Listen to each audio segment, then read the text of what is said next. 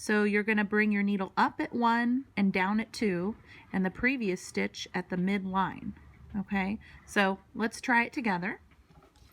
When you might want to use this on your stuffy, right, is if you had a curved line or a line that you wanted to be wide and thick. So if you're just sewing with one single line, a running stitch makes a dashed line, right?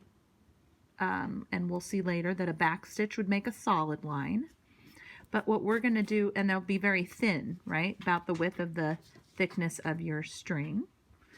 A stem stitch you can make at a diagonal, right? So I drew little diagonals. This is to make a really wide line, but you want to make those lines as close together so that they appear to be a solid line. Okay, so we're going to try that together, and we're going to start where it says start.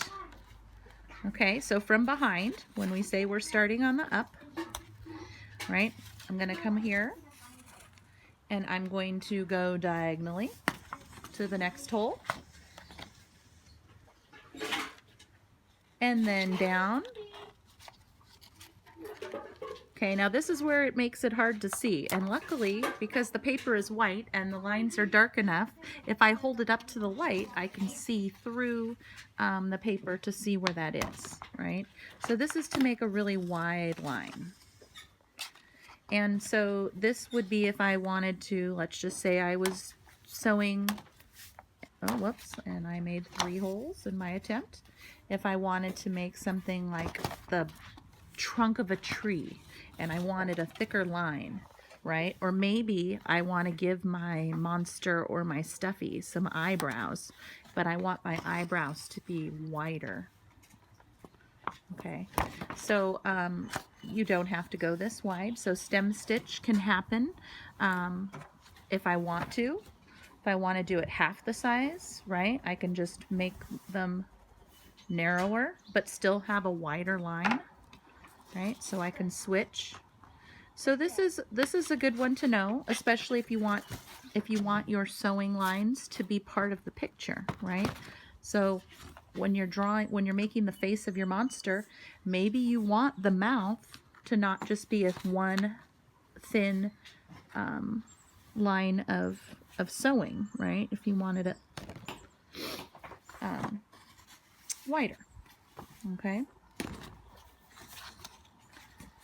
So, and it's okay if it's a little off, right? So if I was doing this on my fabric, I know each of you should have got a piece of chalk in your kit. So your chalk can be used to mark the fabric, and then the chalk lines disappear.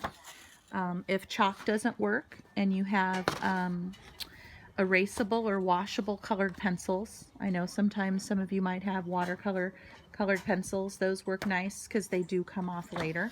If you use a regular pencil with pencil lead, just don't put too much pencil lead on it because it's going to make it darker. Oh, and I lost my needle, but I saved it. Yay. Okay.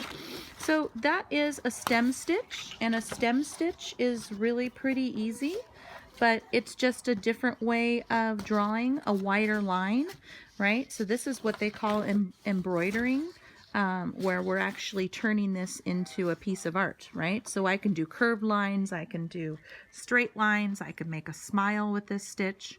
And then I could even outline it if I wanted to with a different color later. Okay,